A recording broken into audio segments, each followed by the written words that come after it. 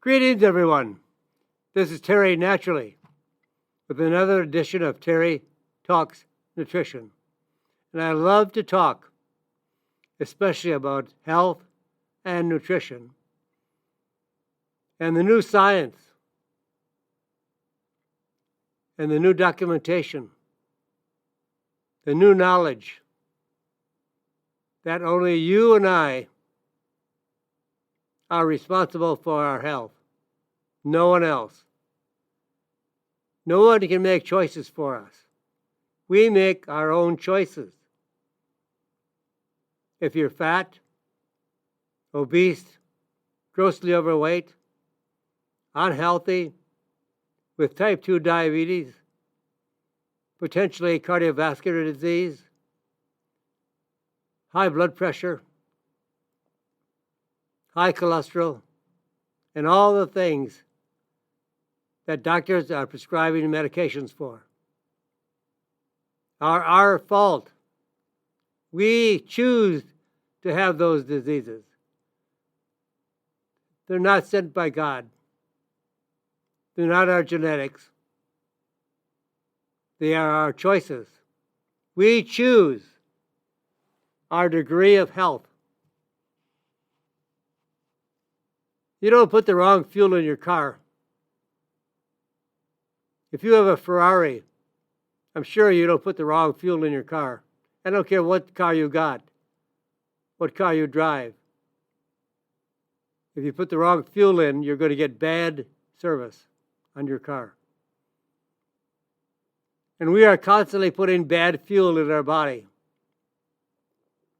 causing all these conditions. 98% of all of these conditions are the result of our lifestyle choices. Think about that. We make the choices that eventually cause our diseases or metabolic disorders. We have choices. What kind of choices are you making? Are you consuming a lot of sugar? Bad for us. Are you eating a lot of refined carbohydrates, white flour products? Bad for us. Are you eating a lot of junk food, ultra-processed foods, man-made foods, not by nature, but by man? Foods that are cheap, but laden with sugar, white flour, seed oils, colors, artificial colors, chemicals, preservatives, and they just fill up our belly, add calories, and no nutritional value. And when there's a deficiency of a nutritional value, like a vitamin and mineral, we have consequences. And those consequences are called diseases. And then a doctor prescribes drugs for them. Food is our real natural medicine, not drugs, not man-made food. Whole foods, animal proteins, high-quality fats, like olive oil, also macadamia nut oil, avocado oil. Those are the good oils, the healthy fats, which also should include butter, lard, cream, all the good fats, animal fats. They're not bad for us. They may have been maligned, and we have been brainwashed to avoid fats and eat more carbohydrates. Up to 12 servings of cereals, grains daily. Think of the carbohydrates.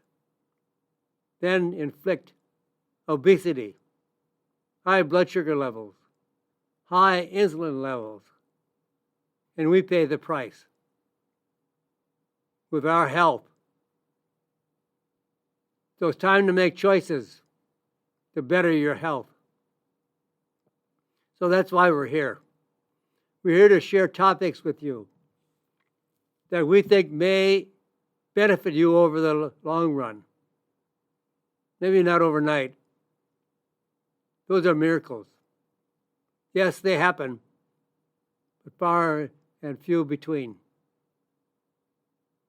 So we need long-term health. So today we're going to talk about Alzheimer's disease. That's our featured topic. And one small thing that you can do to add years to your life. And remember, midnight snacks aren't good for you and are not good for your gut. What about the effects of stress on your body? And are you getting too much sun this summer? I saw an interesting topic that I'm going to explore more about. They did a study, 2 groups of people. They found that sun exposure on both groups of people. One group was eating the American diet. The other group was eating a very whole food, high protein, high fat, low carb, low sugar diet. The group of people eating the American diet had more skin cancer than the group that was eating a whole food, healthy, animal protein, high fat diet. Food makes the difference in everything. Food is our natural medicine. And supplement if you have to, rather than drugs. I'm not telling you to go off your drugs. I'm not a doctor. I don't even play one on TV. But we need to make changes and differences and choices. That's all up to us. And the herb of the day we'll discuss is red sage, S-A-G-E, red sage, one of the most commonly used Chinese medicines. And ladies, here's something for you to think about. Use olive oil for your heart. And remember curcumin for better blood sugar levels. You know that even just some very, very small changes and choices, even the bare minimum of better choices can extend your life and your health. It's not a big to do. It's small to do. But do them every day and consistently. Make better choices every day. And even 5 to 10 minutes of exercise 2 or 3 times a day. That's all you need to do. Walk down to the mailbox. I hope it's far away. I hope it's not just on your door. I hope it's down the street or on the road. Someplace where you have to walk. Walk 10 minutes 2 or 3 times a day. It doesn't take a lot of time and effort to make changes in your life. What causes Alzheimer's disease? Alzheimer's disease is the irreversible brain disease. It causes changes in the brain that destroy memory, focus, thinking, learning, and the ability to care for oneself. One key characteristic of Alzheimer's disease is the formation of plaque, which are protein deposits in the spaces between the brain cells that block communication and tangles, which are twisted protein fibers that build up inside the brain, in the cell of the brain, and prevent it from functioning properly. Researchers are still investigating how plaque and tangles form, and why some people with plaque and tangles quickly develop Alzheimer's symptoms, but others do not. However, everyone agrees that a major risk factor following and for Alzheimer's disease is inflammation, an inflammatory process. And there's many ways to reduce inflammatory processes. What causes inflammation in the body? And what can you do to stop that inflammation now? You can put it into progress now, and in time, depending on the degree of inflammation and how consistent you are with stopping inflammation, you can make a huge difference. Inflammation is dangerous to the body, but to the brain in particular. The brain is very fragile. Most of our organs and glands are not encased in a bony structure, but our brain is in our skull, well protected. It still can have damage from injuries. You can still have a concussion. You can still do damage to the brain. But a 2023 study found that high levels of inflammatory compounds in the bloodstream were linked to 35% increased risk of Alzheimer's disease. And other research has shown that people with high levels of C-reactive protein, which is a biomarker for the level of inflammation in your body and other inflammatory compounds in midlife, in the 30s and 50s, have a 12% faster decline in memory and thinking later in life. So what can we do to stop inflammation? And what starts inflammation? The diet is number one. Not some markers, but our food is anti-inflammatory or highly inflammatory. And highly inflammatory is involved with every major disease, including Alzheimer's disease. Change the diet.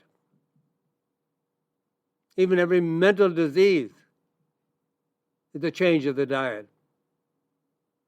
Now, what is so inflammatory in the body to cause a high level of inflammation in the entire metabolic system? What should you avoid? Number one, sugar of every kind. Sweets of every kind. Now, I know that's hard for a lot of people to give up. We're addicted to sugar. And the manufacturers of food know that.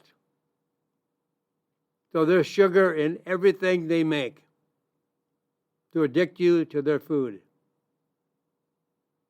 So avoid sugar. And especially refined carbohydrates, and even the so-called healthy carbohydrates. Because all of them, all the carbohydrates, whether they're refined or what we would call healthy and whole carbohydrates, they are converted in the body into sugar. It only takes a little bit more time. But it's all sugar. The American diet is all sugar. Everybody that's overweight is overweight because of all sugar and carbohydrates. Exercise. No smoking. Healthy weight. So what can you do further to stop inflammation? Healthy fruits. Not excessively, because that still is sugar. The body can't tell the difference. In fruits, you have sucrose and fructose. The body doesn't care where they came from. And stop fruit juice. Don't switch from soft drinks to juice. There's not much difference. Maybe more wholesome, but it's still all sugar. So add whole fruits that you eat. One piece of fruit will satisfy you in most cases. A glass of juice, like orange juice, is about 14 oranges. You can't eat that. If you were to sit down and eat 14 oranges, people would think you're crazy. But you drink it. I watch people. When I'm at breakfast, I watch what people order, what they eat, what they drink. I like to watch what people do and then look at their body, how out of shape they are, how fat they are. I've seen people drink 3 glasses of orange juice at breakfast. That's about 45 oranges. Sounds crazy, right? It is crazy. Eat more vegetables. Low carb vegetables. That means no starch, no potatoes, no carrots, no beets. Use olive oil frequently and consistently. 1 to 4 tablespoons daily. Nuts. Nuts are not just made for Christmas. The only time you walk through a grocery store and see nuts displayed is at Christmas time, right? But nuts is a healthy food. Walnuts, macadamia nuts, pecans, they're all healthy. And then drink more tea because of the high concentration of polyphenols. But there's more help after you've changed your diet, included some exercise, stopped smoking, and made better choices of your diet. No sugar, no carbs. Very low carbs. Somewhere around 50 or less per day. 50 grams. So there is more help, though, from supplements as well. How about curcumin, rosemary, sage? Now, I'm going to be talking about red sage shortly, but I'm talking now, in this case, Spanish sage. There's different kinds of sage, and they have different kind of metabolic function. Curcumin can cross the blood-brain barrier. Yes, the brain is inside your skull, a bony structure. But there's also a blood-brain barrier that whatever is in the blood can transfer into the brain, but the blood-brain barrier is a wall, like a wall, or a moat around a castle, a fortress. And the brain is very fragile. So it wants to stop any foreign substance that is damaging to the brain to be blocked by the blood-brain barrier. Here's a study I ran across. Using an animal model of Alzheimer's disease a very specific curcumin called BCM95. BCM 95. This is a very special curcumin extract. And in the studies in an animal model, this form of curcumin prevented inflammation and plaque deposits in the brain associated with Alzheimer's disease. Now, the levels of free curcumin when using BCM95 were 200 to 300 times higher in the blood, as well as the liver, kidneys, and brain, versus levels reported for other types of curcumin. This is a very special form because all curcumin is difficult to be absorbed systemically from the intestinal tract into the bloodstream, where it can be delivered to the various functions of the body. And in order to make the BCM95 more functional, the manufacturers added turmeric essential oil, and the oil increases absorption. So there was 200 to 300 times higher of the free curcumin in the blood throughout the organs and glands than other types using plain curcumin. And turmeric doesn't even come into the picture. Turmeric is only 2 to 3 to maybe 4% curcumin. And what about rosemary? The herb rosemary. Using an animal model of dementia, researchers found that the carnosic acid from rosemary boosted memory. Test results returned to normal, increased brain cells, reduced inflammation, reduced protein deposits in the brain, the plaque and the tangles associated with Alzheimer's disease. So combining rosemary with curcumin and then adding Spanish sage. In clinical trials, Spanish sage has provided improved memory and attention and reduced mental fatigue and increased alertness. This is an extremely effective formulation. And I've seen this formulation on shelves in health food stores. It's a combination of curcumin, BCM95, rosemary, and Spanish sage. And also, how about adding vitamin D? D like in dog, D3.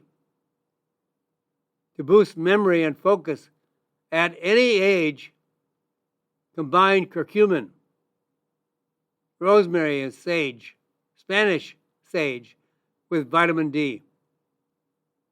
Vitamin D preserves memory. People taking supplemental vitamin D are 40% less likely to experience dementia. And here's the dosage that I like to recommend. 2,000 IUs of vitamin D3, 600 milligrams of complex curcumin enhanced with turmeric essential oil called BCM95. Standardized for curcuminoids, 3 complex curcuminoids, Spanish sage oil, rosemary oil. This is a formulation combined together. I saw them in the health food stores in soft gel capsules. Take 1 soft gel capsule twice a day. I think this is a very effective, highly scientifically studied combination to prevent and possibly reverse Alzheimer's disease. Protect yourself make yourself more healthy, including your brain. We can change every factor and every cell in our body from unhealthy to healthy over time. Don't give up hope. You can change your health over several months. And with that, my friends, I've got to pause here. There will be some station identification, some commercials. Listen to them, and we'll be back in just a moment. This is Terry Talks Nutrition. I'm Terry Naturally, back right after this. And welcome back, my friends. This is Terry Naturally with another portion of Terry Talks Nutrition. We'll be here to the top of the hour. Lots of time yet to share with you information to make you healthier and happier, better brain function, and how to preserve your brain and not lose it to Alzheimer's disease or dementia. There are people that are sharp as a tack their entire life. And some people have Alzheimer's disease or dementia in their 60s and 70s. It's how we choose to be. It's not your genetics. It's not because you're unlucky. It's not because of the roll of the dice. We can change all that. So I want to help you change that by giving you recommendations, diet, supplementation, formulations, botanical extracts that all have medicinal value. And now I'd like to talk to you about one small thing that can add years to your life. And all it takes, 2 minutes. 2 minutes. Do you have 2 minutes in your life? I think you have. What can you do in 2 minutes a day that literally, scientifically, can add years to your life? I know you're thinking of all kinds of things. It's so simple. The answer is floss your teeth. You may even be laughing right now. Just floss your teeth. And you know that 70% of Americans do not floss daily. So there's a lot of room for improvement. Chronic gum inflammation allows bacteria from the mouth to get into the bloodstream.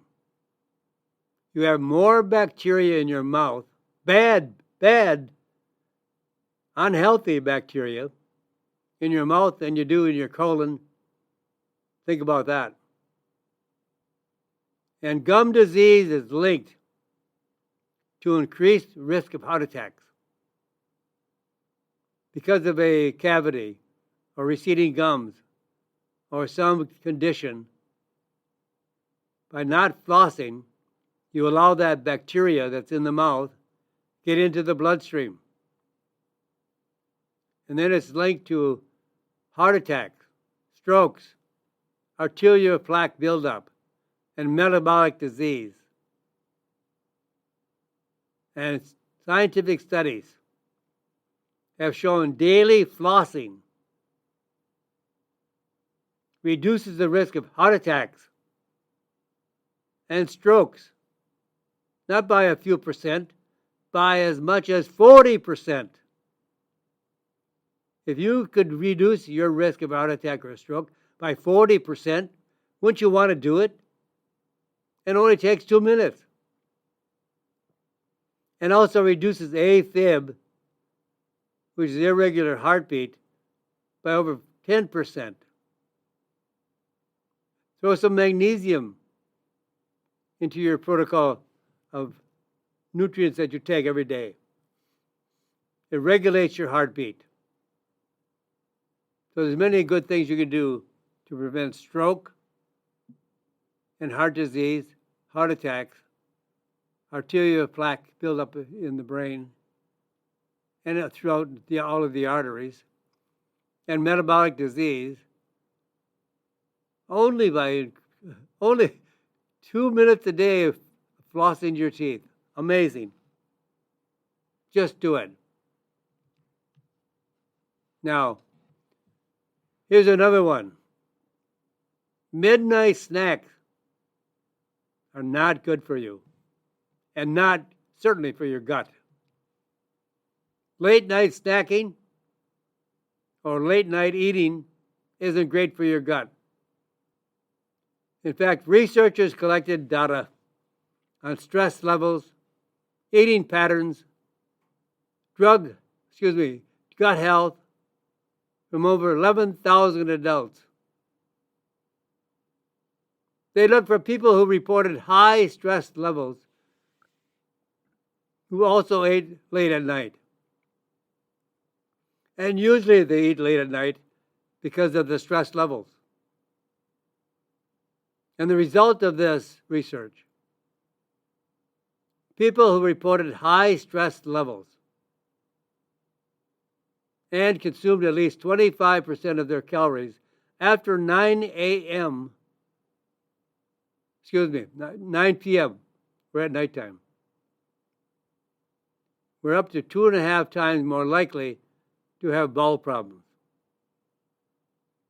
Primarily constipation or diarrhea, plus a less healthy microbiome, the garden of our gut.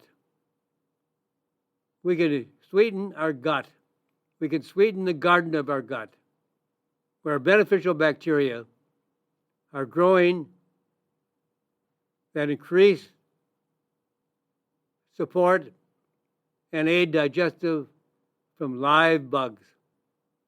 Those are the bugs you want in the intestinal tract. Previous research has shown that overnight fasting for at least 12 hours lowers blood sugar levels and reduces the risk of diabetes. So 12 hours after you've had dinner, you can have breakfast. Or this is another way of doing it. When you have dinner, do not eat until you have dinner the next day. It's a longer fast, but extremely valuable for your health. Fasting detoxifies your body better than anything else I know. And a lot of this is always caused by stress, inflammation, IBS, IBD, all of our gut issues caused by stress. And there's more effects of stress from our body. And when you feel stress, it's not just in your brain, just because you can feel it. Stress is an alarm system. It's an elevated alertness, almost like fearful. In the short term, a stress response is helpful. It can increase focus, let you react quickly, help you know that there is some danger ahead, which helps to push you through to complete a task. But when the stress response doesn't end, because we all have some stress, and it's good for us in some occasions. If you're driving in traffic, you may have more stress because you want to be alert. You want to be careful. You may be the best driver in the world, but you're not the only driver in the world. It's they that come after you. So when the stress response doesn't end and your body remains in a continued state of alertness, your body will show signs of strain. And what happens then? You know what happens. Increased heart rate. If you have a near accident on the freeway, your heart is probably pounding that you've escaped the accident, and you are thanking the good Lord for being with you, but your body went through all this stress level. And you're probably really muscle tense. Tension of muscles can actually make your muscles hurt. You tense up so hard in this situation on the highway, you've probably wrapped your fingers around the steering wheel so hard that your forearms are probably hurting. And then if stress is throughout the day, you have difficulty sleeping. You have gut problems, including acid reflux, constipation, or diarrhea, bloating and gas. And then eventually weight gain. Because eating makes you feel temporarily less stressful. Because when you were a child and you fell down and scraped your knee, Grandma picked you up and set her in her lap and gave you a piece of pie. And you felt so good, you stopped crying. Now that you're an adult, Grandma's not there. You're not going to sit in Grandma's lap, and she's not going to give you a piece of pie. Oh, you don't need her now. Now you just go in the refrigerator and grab a piece of pie because it makes you feel better. Because when you felt good with Grandma, that stays with you. So you eat to get rid of stress. But eventually you become overweight because you're not dealing with the stress the correct way. And then you have brain fog, difficulty concentrating. Now here are my recommendations for stress relief without food. You don't need food to reduce the stress. Now this stress relief is for mind and body. There are 3 or 4 herbs that I really love. Ashwagandha is an Indian herb that reduces stress dramatically. Clinically proven to reduce cortisol levels and improve sleep. About 150 milligrams once or twice daily. The one I take, I combine with rhodiola. Look for a combination of ashwagandha and rhodiola. Ashwagandha comes from India. Rhodiola comes from Russia. They're both very, very effective, giving you more energy, reducing fatigue, reducing stress, keeping you alert naturally. Not keeping you alert because of stress. And if you want a very effective one, now listen up. I know you know echinacea. It's one of the most common herbs in America. It was primarily used only in America. And then some of the Europeans came over to America and they took back to Europe the plant called echinacea angustifolia. And you're probably saying, oh yeah, I know that. I use it for my cold and flu. Yes, you can use echinacea angustifolia for cold and flu based on the level of the polysaccharides that are in echinacea. But there are also compounds in echinacea that are not polyphenols. They're not polysaccharides. They're alkamides. Alkamides, A-L-K. A-M-I-D-E-S, alkamides. What are alkamides? Alkamides affect the brain, the cannabinoids in the brain. They're found in echinacea, but they have a different purpose than for cold and flu. That's why natural medicines are so powerful, because they can work on a variety of conditions and not being targeted to one pathway like drugs are. And the alkamides from echinacea reduces anxiety as effectively as prescription drugs, and only 20 to 40 milligrams once or twice daily, and can be effectively used for children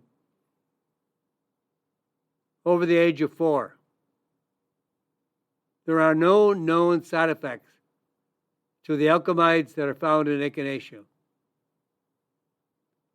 Highly effective. Then you may want to throw in some magnesium, which relaxes tension, reduces pain signals from tight, cramping muscles. 100 milligrams of magnesium bisglycinate chelate, along with B6 and zinc up to 4 times daily. Very effective. Now, what about the sun? Sun is good for us, right? Don't you feel really kind of blue when you don't have enough sun? Some people go as far as being extremely depressed without sunshine. But can you get too much? Absolutely. You don't want to burn your skin. If you get a sunburn, you've gotten too much sun. If you're getting too much sun, listen to this. Sunshine is essential. We'll feel better. And exposure to sunlight triggers the production of provitamin D in the skin.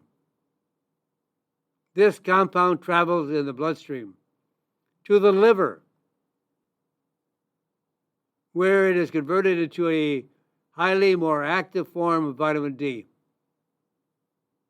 Sunlight also helps regulate the circadian rhythm, the sleep cycle, our body's internal clock that manages when we sleep, wake up, heart rate, blood pressure, and many other functions. And what about serotonin synthesis, serotonin production, the happy hormone, the cheerful hormone? Increases with exposure to sunshine. Researchers found that serotonin production is lowest in the winter and increases with greater time spent in sunshine. But too much sunshine is a problem. Aim for sun exposure, not a sunburn. Too much UV radiation from sunlight can age the skin.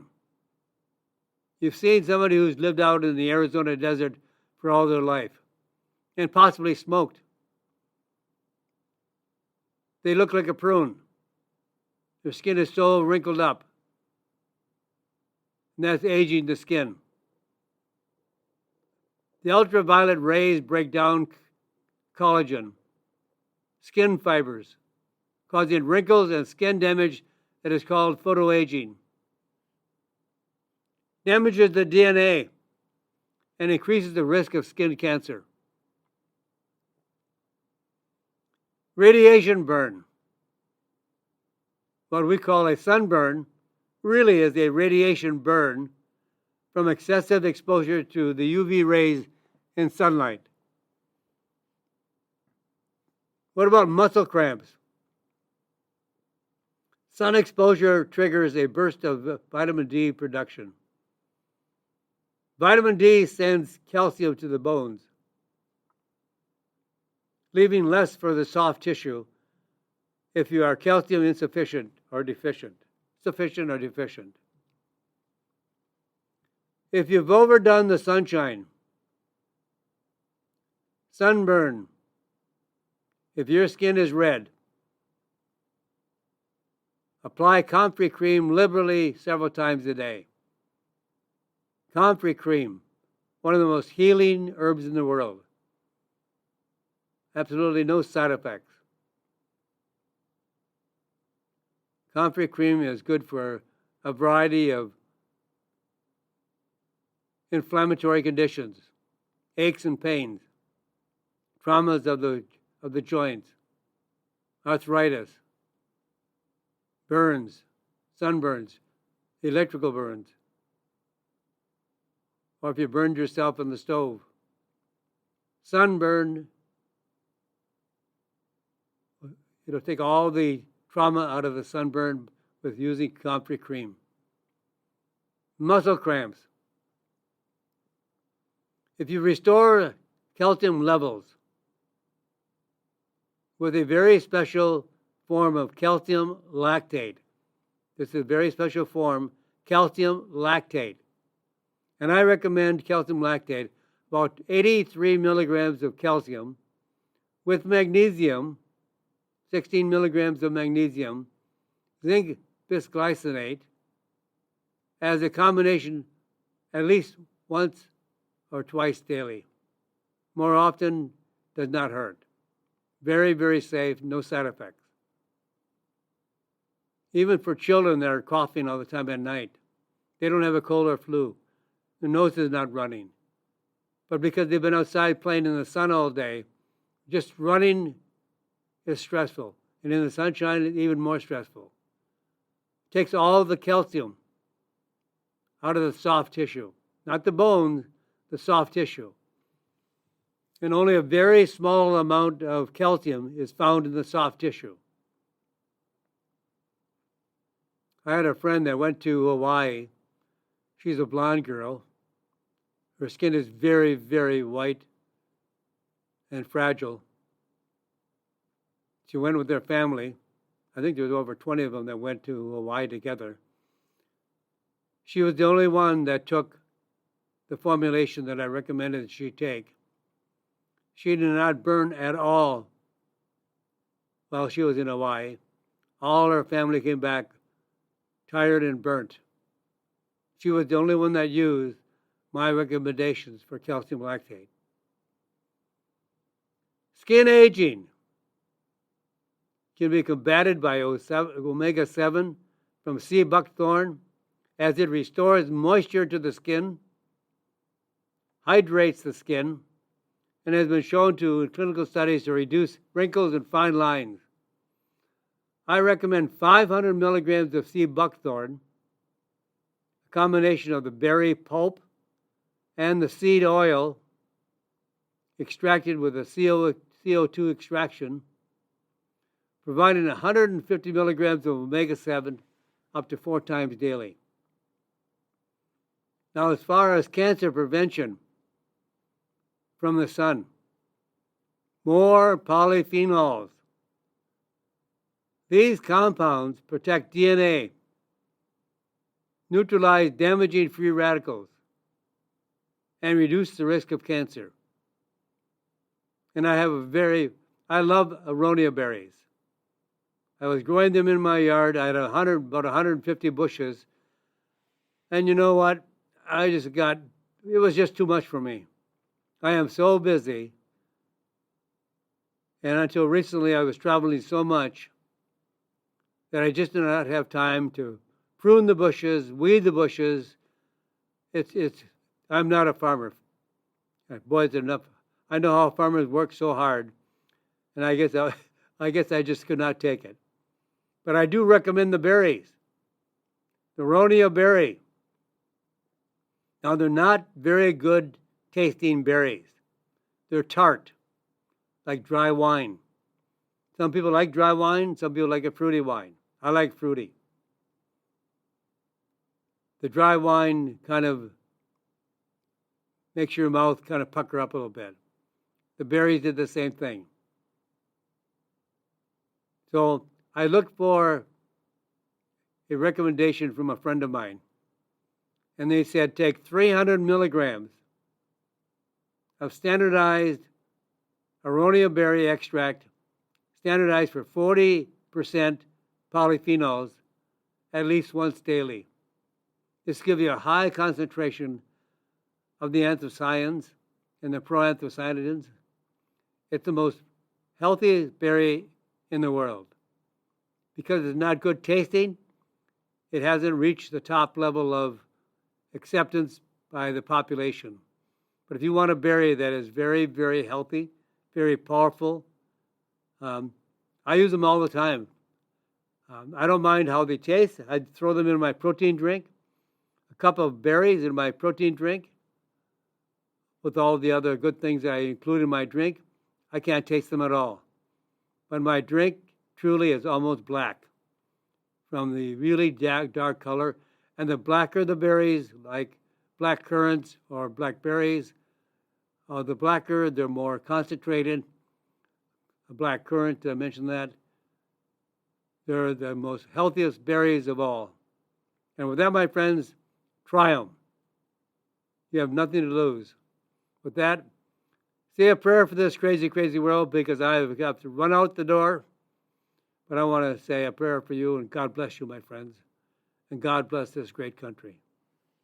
Thank you for listening to Terry Talks Nutrition Weekly Show.